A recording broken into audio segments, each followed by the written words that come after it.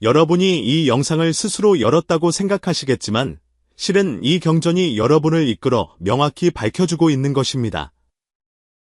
묘법연화경은 아무나 읽을 수 있는 경전이 아닙니다. 이 경전은 사람의 마음에 영합하지 않고 오직 원력만을 시험할 뿐입니다.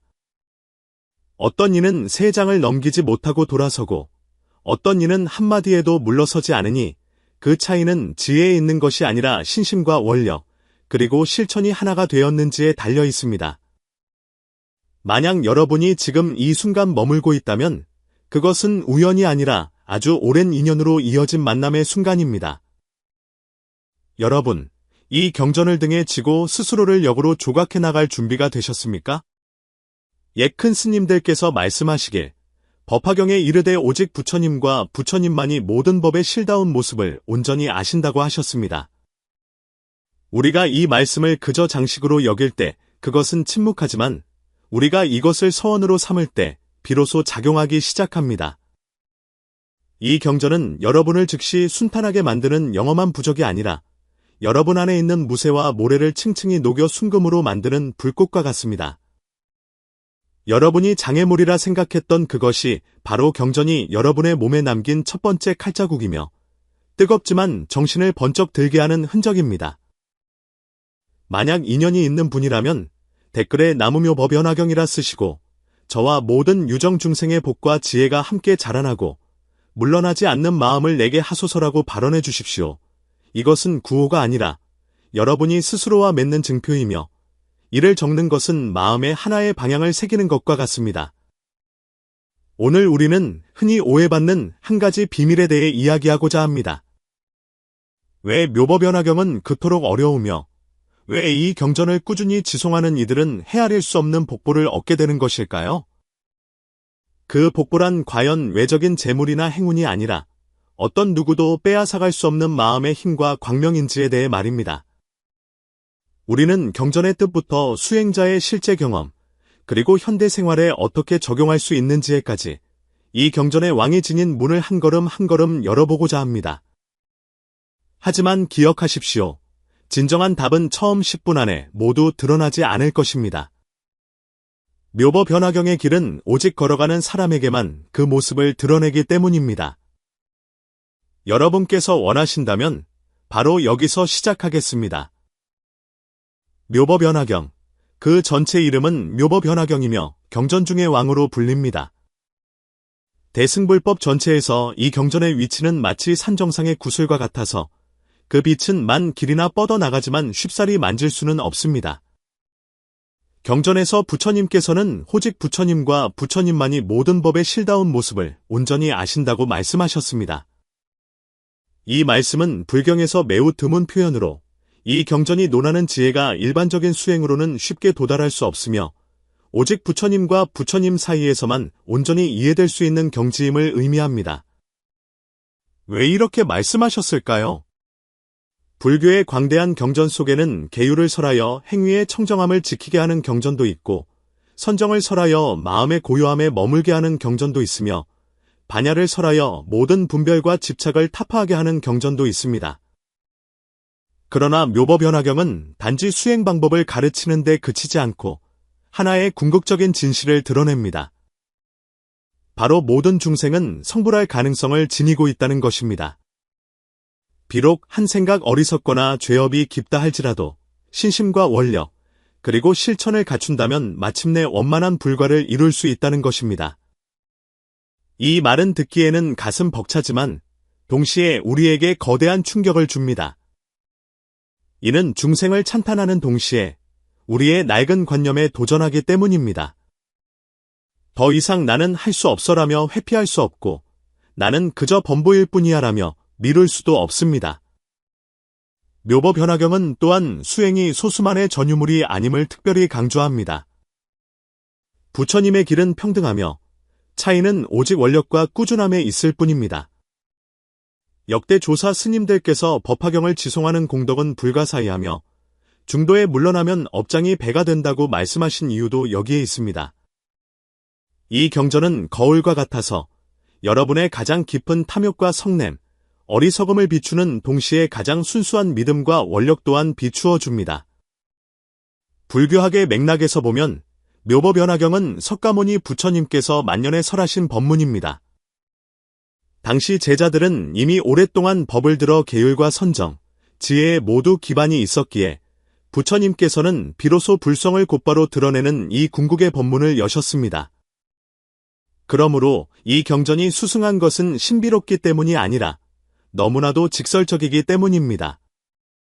어떠한 변명도 남기지 않고 자신의 마음을 정면으로 마주해야만 하는 그런 직설적인 경전이기에 자연히 아무나 계속 읽어나갈 수는 없는 것입니다. 산중에 해광사라는 오래된 사찰이 있었고 그 절에는 법명이 보현인 젊은 스님이 살고 있었습니다.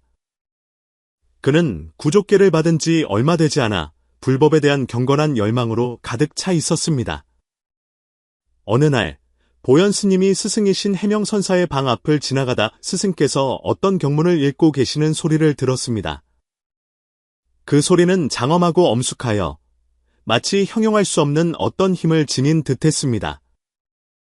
그는 저도 모르게 발걸음을 멈추고 귀를 기울였는데 스승께서 모든 부처님의 지혜는 매우 깊고 한량이 없어 그 지혜의 문은 이해하기 어렵고 들어가기 어렵도다라고 울조리시는 것을 들었습니다. 보현 스님이 가볍게 방문을 두드리자 스승은 독경을 멈추고 온화한 눈빛으로 그를 바라보았습니다. 무슨 일이냐? 스승님, 방금 읽으신 것은 어떤 경전입니까? 듣기만 해도 이토록 수승하게 느껴집니다. 보현 스님이 공손히 묻자 해명선사는 옅은 미소를 지으셨습니다.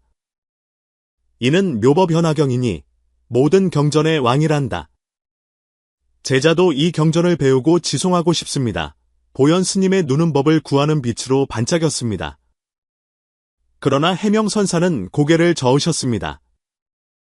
이 경전은 평범치 않아 아무나 지송할 수 있는 것이 아니다. 정말 배우겠느냐? 제자의 결심은 확고하오니 부디 가르침을 내려주십시오. 해명선사는 한참을 생각하시다 고개를 끄덕이셨습니다. 정녕 그렇다면 내 너에게 전수하겠다. 하지만 명심하거라. 일단 시작하면 결코 쉽게 포기해서는 안 된다. 이렇게 보현 스님은 묘법연화경 지송의 길을 걷기 시작했습니다. 처음 며칠간 보현 스님은 열정으로 가득 차 매일 새벽부터 경전을 읽었습니다. 묘법연화경은 총 28품으로 그 경문은 바다처럼 넓고 깊어서 단지 글을 익히는 데만도 오랜 시간이 걸렸습니다. 보현 스님은 한 글자 한 글자 혹여나 놓칠세라 정성껏 배웠습니다. 그러나 시간이 흐르면서 보현 스님은 점차 이 경전이 지닌 비범함을 느끼기 시작했습니다. 첫 번째는 육체적인 시련이었습니다. 묘법연화경을 지송하려면 오랜 시간이 필요하여 한 번 앉으면 몇 시간씩 앉아 있어야 했습니다. 보현 스님의 다리는 저리기 시작했고 허리는 쑤셨으며 때로는 일어서기조차 힘들었습니다. 더욱 이상한 것은 그가 경전에 집중하려 할 때마다 온갖 방해가 나타났다는 점입니다. 때로는 갑작스러운 두통이 찾아와 정신을 집중할 수 없게 했고 때로는 까닭 모를 초조함이 밀려와 당장이라도 멈추고 싶게 만들었으며 때로는 헛것이 보여 현실과 허상을 구분하기 어렵게 했습니다. 스승님, 어찌하여 묘법연화경을 지송하는데 이토록 많은 장애가 따르는 것입니까?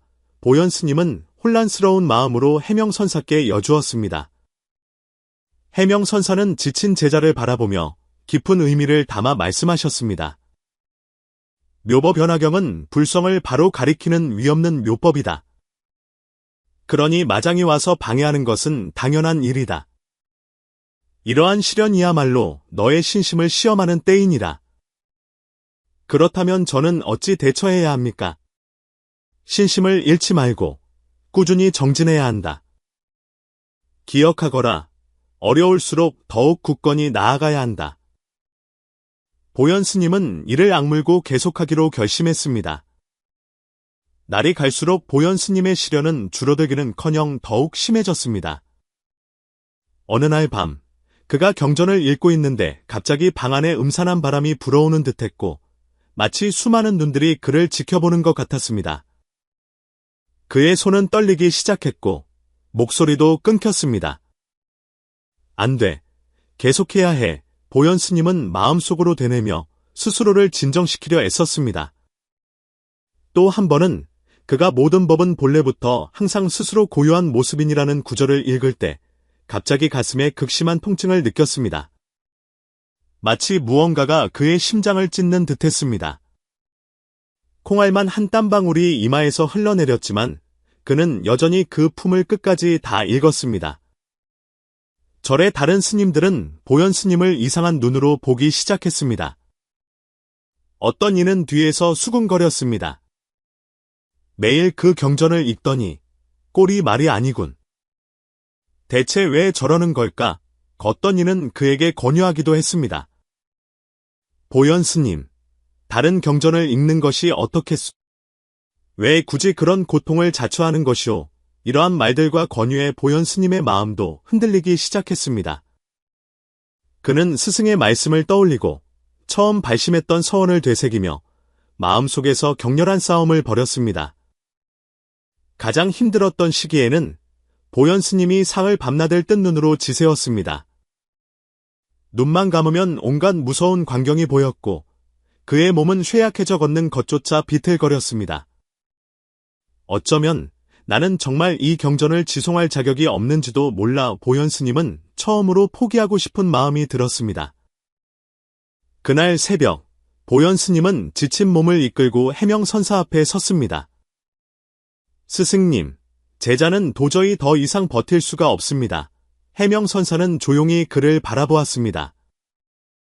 꾸짖지도 위로하지도 않고 그저 물으셨습니다. 왜 그토록 많은 장애가 따른다고 생각하느냐? 제자가 어리석어 그 이유를 알지 못합니다. 묘법연화경은 사람의 마음을 곧바로 가리켜 한 생각에 성불하게 하니 모든 마장들이 내가 성취할 것을 두려워하여 필사적으로 방해하는 것이다. 해명선사는 천천히 말씀하셨습니다. 보현아, 너는 아느냐? 수승한 법문일수록 수행하기가 더욱 어렵다는 것을 보현 스님은 무언가 생각에 잠긴 듯 고개를 끄덕였습니다. 만약 내가 지금 포기한다면 이전의 공덕은 모두 사라질 뿐만 아니라 퇴전하는 씨앗을 심게 될 것이다. 하지만 내가 만약 계속해 나간다면 해명선사는 잠시 말을 멈추셨습니다.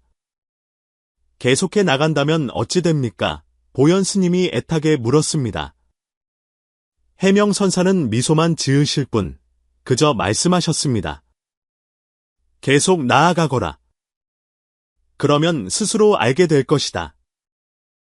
보현 스님은 자신의 방으로 돌아와 불상 앞에 무릎을 꿇고 합장하며 기도했습니다. 제자는 이 한 생을 바쳐 묘법연화경을 지송하겠나이다.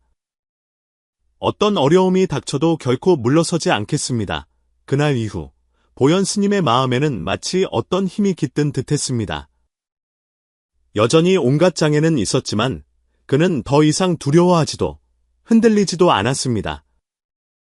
꼬박 석 달을 버틴 끝에 보현 스님은 마침내 묘법연화경 전체를 암송할 수 있게 되었습니다. 그날 그가 마지막 구절인 나무묘법연화경을 외웠을 때 갑자기 온몸이 천근만근의 짐을 내려놓은 듯 가벼워지는 것을 느꼈습니다. 더욱 신기한 것은 그날부터 그를 괴롭혔던 모든 장애가 전부 사라졌다는 것입니다. 그뿐만 아니라 그는 자신의 몸이 전례 없이 가벼워지고 정신 또한 유난히 맑아진 것을 발견했습니다. 절의 스님들도 모두 보현 스님의 변화를 알아차렸습니다. 보현 스님, 요즘 정신이 참 좋아 보이십니다. 안색도 붉게 물들었네요. 네, 정말 사람이 달라진 것 같습니다. 보현 스님은 그저 미소 지으며 매일 묘법연화경을 지송했습니다. 그러나 이것은 단지 시작에 불과했습니다. 보현 스님이 묘법연화경 지송을 꾸준히 이어가 만 1년이 되었을 때 더욱 불가사의한 일이 일어났습니다. 그날 밤 보현 스님이 경전을 읽고 있는데 갑자기 방 안이 금빛으로 반짝이며 마치 수많은 보살님들이 나타나신 듯했습니다. 그때 해명선사가 그에게 놀라운 비밀을 알려주셨습니다. 보현아, 너는 아느냐? 묘법연화경을 1년 이상 꾸준히 지송한 사람이 어떤 복보를 얻게 되는지를. 해광사의 종소리가 밤의 어둠 속으로 은은하게 퍼져나갔습니다. 그날따라 달은 유난히 둥그렇고 하얀 달빛이 보현 스님의 선방을 가득 채웠습니다. 보현 스님은 방가부좌를 하고 단정히 앉아 있었고 앞에 등잔불은 고요히 춤추고 있었습니다. 그가 묘법연화경 열애 수량품을 읽고 있을 때 갑자기 따스하고 맑은 바람이 얼굴을 스쳐 지나갔습니다. 그가 눈을 뜨자 방의 사방벽은 온데간데였고 그 자리에는 끝없이 넓은 연꽃바다가 펼쳐져 있었습니다. 수많은 거대한 칠보 연꽃대자가 빛의 물결 속에서 부드럽게 흔들리고 있었고 각 꽃잎마다 별처럼 밝은 빛의 점들이 반짝였습니다. 연꽃바다 깊은 곳에서는 금빛이 모여 한 줄기 빛의 길을 이루었고 그 길은 천천히 먼 곳으로 뻗어나갔습니다. 바로 그때 귓가에 스승의 목소리가 들려왔습니다. 보현아, 너는 1년을 지켰으니 이제부터는 보는 법을 배워야 한다. 두 손을 모으고 빛의 길을 따라 한 걸음 한 걸음 나아가자 가까이 이르렀을 때 해명선사가 손가락으로 한 곳을 가리켰고 주변 풍경이 갑자기 변했습니다. 그는 지난 1년 동안 경전을 지송했던 매일의 새벽과 깊은 밤을 보았습니다. 이를 악물고 고통을 참아내던 자신의 모습과 한때 그를 두렵게 했던 어두운 그림자들이 쓰러지는 것을 보았습니다. 더욱 기이한 것은 한때 그를 경시하고 비난했던 사람들의 모습도 보았다는 것입니다. 그들의 앞에는 희미한 연꽃빛이 떠올랐는데 그것은 바로 자신이 경전을 지송할 때 흘러나온 빛이 변하여 이루어진 것이었습니다. 수행이 오직 자신에게만 이롭다고 생각했느냐? 해명선사의 목소리가 허공에서 울려 퍼졌습니다. 한 사람이 경을 읽으면 시방세계가 듣게 되라니 너의 경전소리 한 구절 한 구절이 모두 보이지 않는 빛이 되어 인연 있는 이들을 적셔주었느니라. 보현 스님은 놀랐습니다. 지난 1년간 그저 힘들게 버티고 있다고만 생각했는데 사실 그는 이미 보이지 않는 곳에서 다른 이들을 돕고 있었던 것입니다. 하지만 스승님, 보현 스님은 묻지 않을 수 없었습니다. 이것이 복보입니까? 해명선사는 웃으셨습니다. 복보란 하늘에서 금덩이가 떨어지는 것도 아니요. 범부의 눈에 좋은 일로 보이는 것도 아니다. 진정한 복보란 너의 마음이 넓어지고 굳건해지며 두려움이 없어지는 것이다. 이 1년 동안 너는 더 이상 헛된 환상에 흔들리지 않았고 다른 사람의 말에 상처받지 않게 되었다. 이것이야말로 가장 큰 복보이니라. 그 말이 끝나자마자 주변의 연꽃바다는 서서히 사라졌고 보현 스님은 다시 선방으로 돌아왔습니다. 등잔불도 그대로였고 달빛도 그대로였지만 그의 마음은 마치 온 세상을 담을 수 있을 만큼 넓어진 듯했습니다.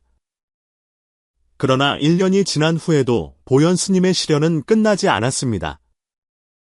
해광사가 있는 상기슬에는 작은 마을이 있었는데 그의 여름산 아래에 폭우가 연일 쏟아져 강물이 불어나 마을의 다리를 무너뜨렸습니다.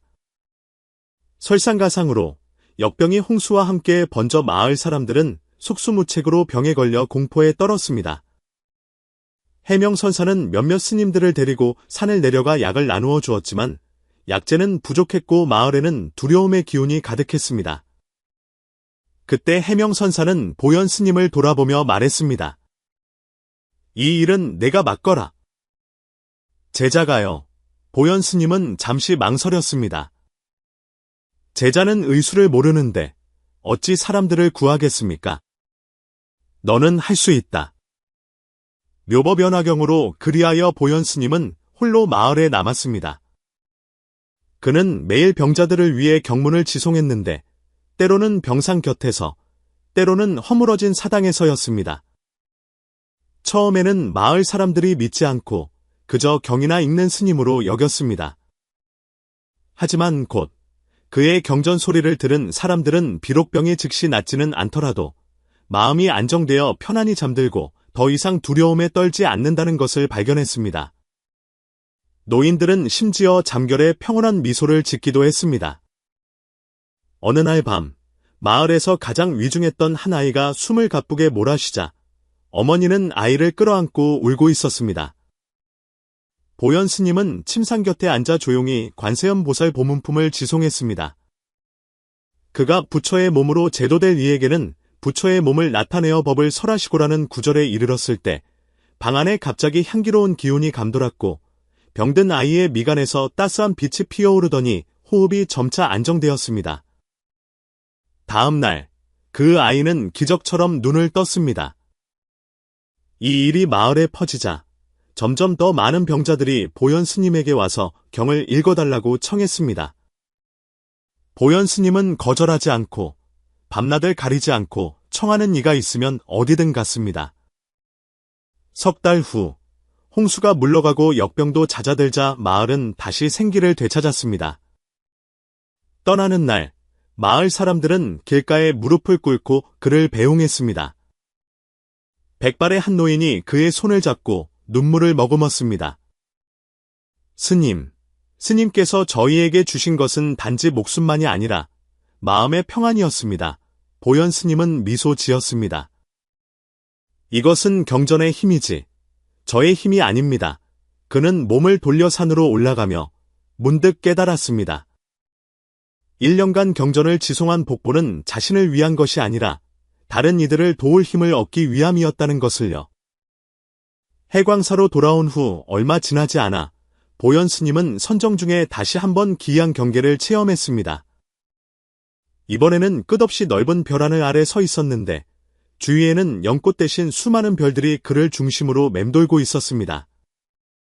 갑자기 그의 몸이 투명해지더니 안에서 한 줄기 금빛이 서서히 응축되어 그와 겹쳐진 황금빛 부처님의 몸을 이루었습니다.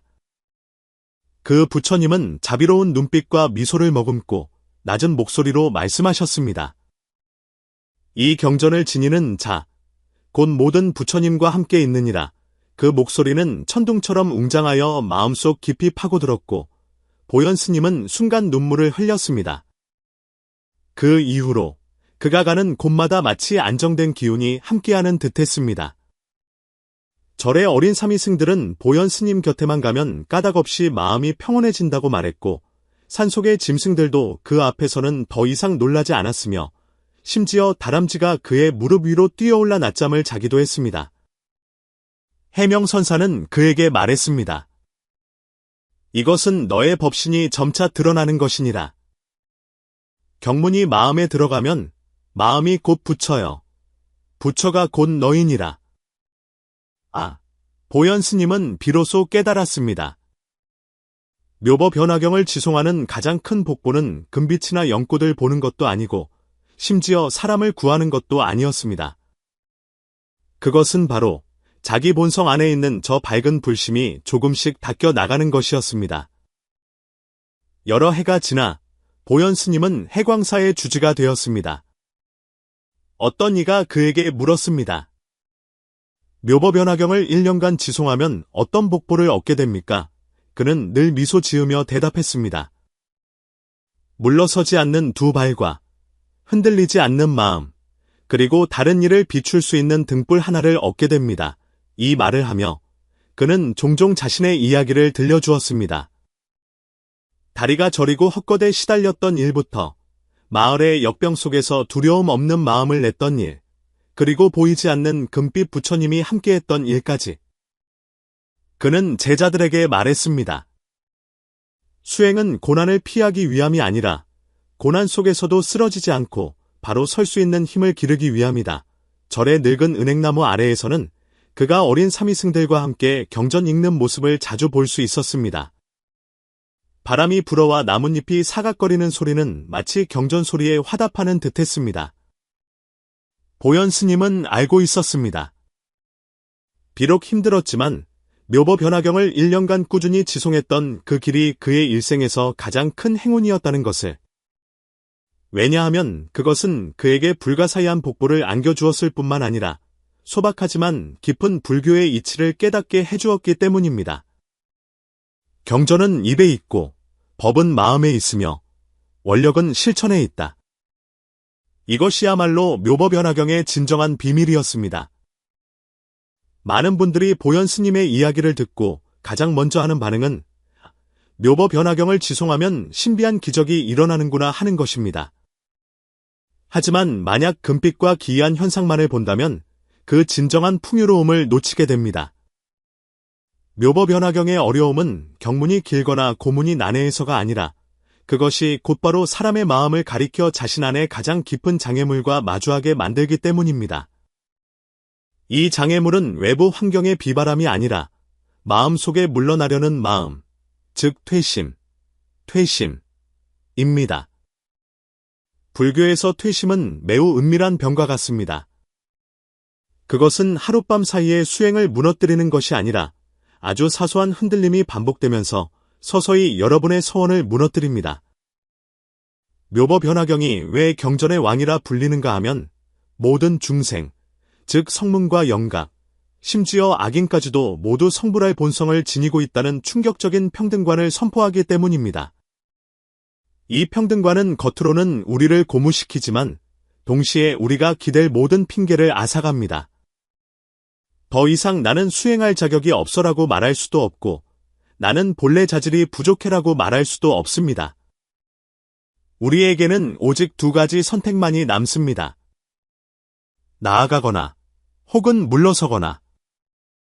보현 스님의 고통은 바로 이 평등관이 가져온 반작용이었습니다. 더 이상 물러설 곳이 없는 막다른 길에 다다랐을 때 비로소 모든 저항이 내가 성불할 수 있다는 사실을 진정으로 믿을 수 있는지를 시험하고 있음을 깨닫게 됩니다. 묘법 변화경을 1년간 지송했을 때 일어나는 가장 큰 변화는 외부 환경의 개선이 아니라 내면의 구조가 재편되는 것입니다. 첫째, 신심이 안정되어 더 이상 경계에 따라 흔들리지 않습니다.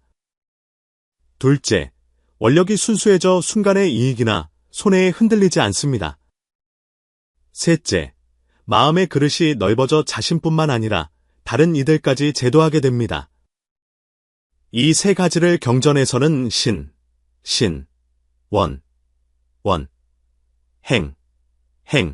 행이라는 세 가지 보물이라 부르며 어느 하나도 빠져서는 안 됩니다. 그리고 여러분은 한 가지 비밀을 발견하게 될 것입니다. 이 세 가지 보물이 갖추어졌을 때 이른바 헤아릴 수 없는 복보란 외부에서 주어지는 상이 아니라 바로 여러분 자신이 빛을 담을 수 있는 그릇이 되는 것입니다. 빛은 스스로 길을 비춥니다. 불교의 이치에서 수행의 장애를 마사라고 부릅니다. 마는 단지 외부의 귀신만을 가리키는 것이 아니라 여러분이 깨달음으로 나아가는 것을 가로막는 모든 힘을 의미합니다. 그것은 외부에서 갑자기 닥치는 병고일 수도 있고 내면의 나태함과 의심일 수도 있습니다. 묘법 변화경이 유독 마사를 불러오기 쉬운 이유는 이 경전이 일승원교, 즉 완전한 가르침을 설하기 때문입니다. 여러분의 목표가 바로 성불이라는 것을 직접적으로 알려줍니다. 빙빙 돌거나 다른 길로 우회하게 하지 않고 곧바로 종착지를 향해 나아가게 합니다. 이는 마치 등산길과 같습니다. 다른 경전들이 산기슭에서 먼저 다리 힘을 기르게 한다면 묘법 변화경은 곧바로 가파른 경사로를 오르게 합니다. 경사가 가파를수록 저항은 커지고 마장 또한 나타나기 쉽습니다. 철학적인 관점에서 보면 이것은 일종의 시스템적 저항입니다. 여러분의 기존 생명 시스템은 안락함, 타협, 그리고 제한된 자기 인식에 익숙해져 있습니다. 그런데 여러분이 묘법 변화경을 지송하며 마음속에 나는 성불할 수 있다는 관념을 계속 심으면 낡은 시스템은 위협을 느끼게 됩니다. 그래서 피로, 통증, 환상, 의심 등 모든 수단을 동원하여 여러분을 원래의 안전지대로 되돌려 보내려 합니다. 이는 심리학에서 말하는 잠재의식의 방어기제와 놀라울 정도로 유사합니다. 여러분이 낡은 패턴을 깨뜨리려 할 때 내면은 먼저 혼란을 일으킵니다. 밖에서 무슨 일이 일어날지 모르기 때문입니다. 묘법 변화경은 이미 이 점을 예고했습니다. 경전에는 불타는 집의 비유가 나옵니다. 중생들은 불타는 집 안에서 즐겁게 놀고 있고 부처님께서는 여러 가지 방편으로 그들을 밖으로 이끌어내려 하십니다. 그런데 그들이 막 불타는 집을 빠져나가려는 순간 사방의 불길이 더욱 거세지자 겁에 질려 다시 돌아가려 합니다. 불타는 집은 바로 우리의 낡은 습관과 무명이며 문을 나서기 직전에 거센 불길은 마사의 상징입니다. 그러므로 지송하는 이가 장애를 만났을 때 이것은 실패의 징조가 아니라 바로 여러분이 문 앞에 서 있다는 증거입니다. 진정한 공덕은 불길이 턱 밑까지 차올랐을 때 여전히 앞으로 한 걸음 더 내딛는 것에 있습니다. 많은 분들이 헤아릴 수 없는 복보라는 말을 들으면 가장 먼저 재물, 건강, 순탄한 삶을 떠올립니다. 하지만 불법의 맥락에서 이것들은 모두 가지와 잎에 불과합니다. 진정한 뿌리는 바로 여러분의 마음의 힘, 심력입니다. 마음의 힘이란 무엇일까요? 그것은 혼란 속에서도 맑은 결정을 내릴 수 있는 능력입니다. 앞길이 험난함을 알면서도 여전히 약속을 지키기로 선택하는 힘입니다. 다른 사람의 고통을 마주했을 때 외면하지 않는 용기입니다. 이러한 마음의 힘은 타고나는 것이 아니라 갈고 닦아 만들어지는 것입니다. 보현 스님이 묘법연화경을 1년간 지송하여 얻은 가장 큰 수확은 그날 밤의 금빛이 아니라 물러서지 않는 마음을 얻게 된 것입니다. 이 물러서지 않는 마음은 삶의 모든 면에 스며들게 됩니다. 다른 이들이 원망에 빠져 있을 때 여러분은 방법을 찾게 될 것입니다. 환경이 여러분을 바꾸려 할 때 오히려 여러분으로 인해 환경이 바뀌게 될 것입니다. 외부에서 바람이 불어올 때 여러분은 날아가지 않고 오히려 바람을 막아주는 사람이 될 것입니다. 현실에서도 이런 예가 있습니다. 한 기업가는 매일 새벽 묘법연화경 한 품을 지송하는데 출장을 가거나 회의를 하거나 어떤 일이 있어도 거르지 않았습니다. 그는 회사가 수년간 적자에 시달리고 동업자에게 배신당하는 상황을 맞닥뜨렸습니다. 주변 사람들은 그만두라고 권했지만 그는 평온하게 말했습니다. 물러서면 흩어지고 나아가면 길이 있다. 몇 년 후 그는 상황을 역전시켰을 뿐만 아니라 업계에서 높은 명성을 쌓았습니다. 그는 말했습니다. 그 시절은 운이 좋았던 것이 아니라 마음의 힘이 충분했기에 다른 사람들이 감히 하지 못했던 결정을 내릴 수 있었던 것입니다. 이것이 바로 묘법연화경이 말하는 복의 논리입니다. 이 경전은 여러분을 위해 비바람을 피하게 해주겠다고 약속하지 않습니다. 대신 비바람 속에서도 배의 키를 단단히 잡는 법을 배우게 합니다. 진정한 제사는 어떤 상황에도 맞설 수 있는 바로 그 마음이기 때문입니다. 많은 분들이 이야기와 해설을 듣고 같은 질문을 합니다. 저도 묘법연화경을 지송하고 싶은데 어떻게 시작해야 합니까? 답은 간단하지만 진심으로 실천하려는 마음이 필요합니다. 첫 번째 단계는 서원을 세우는 것입니다. 서둘러 읽기 시작하지 말고 먼저 부처님 앞에서 분명한 서원을 세우십시오. 예를 들어 제자는 매일 묘법연화경 한 품을 지송하며 순경과 역경을 가리지 않고 1년간 물러서지 않겠습니다와 같이 말입니다. 원력은 씨앗과 같아서 일단 심어두면 비바람이 몰아쳐도 싹을 틔울 것입니다. 두 번째 단계는 시간과 장소를 정하는 것입니다. 매일 정해진 시간에 정해진 장소에서 경전을 읽어 그것이 삶의 리듬이 되게 하십시오. 아침에 일어난 직후가 가장 좋은 시간입니다. 마음이 아직 세상사에 흩어지지 않아 정신이 경전에 더 쉽게 몰입할 수 있습니다. 정해진 환경은 또한 여러분의 마음에 안정된 기억을 형성하여 그곳에 이르기만 해도 자연스럽게 마음이 차분해지게 할 것입니다. 세 번째 단계는 온 마음을 다하는 것입니다. 경전을 읽을 때 입만 움직이고 마음은 흩어지는 것이 아니라 모든 글자가 여러분의 마음을 거쳐 가도록 하십시오. 경전에서는 한마음으로 들으라고 하셨는데 이 한마음이 바로 집중입니다. 비록 한 페이지를 읽더라도 한 생각 한 생각이 분명해야 합니다. 네 번째 단계는 변화를 기록하는 것입니다. 수행 일기를 준비하여 매일 경전을 읽은 소감, 마주친 장애, 그리고 삶에서 일어난 사소한 변화들을 기록하십시오. 이렇게 하면 경전 지송이 뜬구름 잡는 이야기가 아니라 한 걸음 한 걸음 여러분을 변화시키고 있음을 분명히 보게 될 것입니다. 5번째 단계는 마주치는 장애를 대하는 자세입니다. 피로, 번뇌, 환상이 나타날 때 서둘러 저항하거나 불평하지 마십시오. 그것을 수행길에서 반드시 거쳐야 할 관문으로 여기십시오. 잠시 조용히 앉아 그 장애를 관조한 다음 그것을 안고 계속해서 읽어 나가십시오. 6번째 단계는 회양입니다. 매번 경전 읽기를 마칠 때마다 그 공덕을 여러분이 알든 모르든 모든 중생에게 돌리십시오. 이것은 공덕의 힘을 넓힐 뿐만 아니라 여러분의 마음 그릇 또한 그에 따라 넓어지게 합니다. 7번째 단계는 서두르지 않는 것입니다. 신비한 기적을 구하기 위해 잊지 마십시오. 그러면 원하는 것을 얻지 못했을 때 실망하여 물러나는 마음을 내게 됩니다. 어쩌다 하루를 빠뜨렸다고 해서 완전히 포기하지 마십시오. 수행은 경주가 아니며 중요한 것은 다시 길 위로 돌아오는 것입니다. 자신과 다른 사람의 진전을 비교하지 마십시오. 사람마다 근기와 인연이 모두 다릅니다. 이런 방식으로 묘법연화경을 지송하면 비록 금빛이나 기이한 현상이 없더라도 1년 뒤에 돌아보았을 때 여러분의 마음의 힘, 안목, 기품이 이미 전혀 다른 모습이 되어 있음을 발견하게 될 것입니다.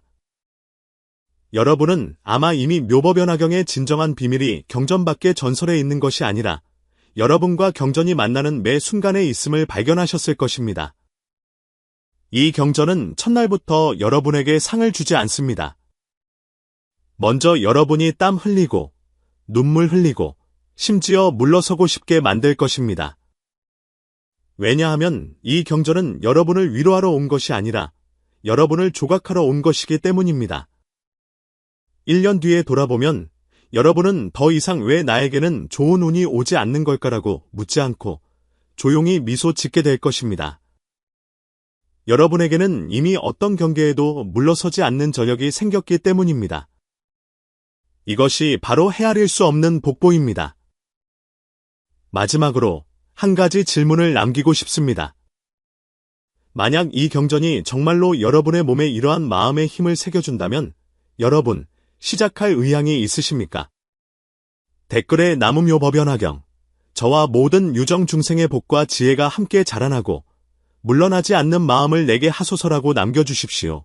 이것은 여러분의 시작점이자 여러분의 서약입니다. 우리가 같은 경전 안에서 다시 만나기를 바랍니다.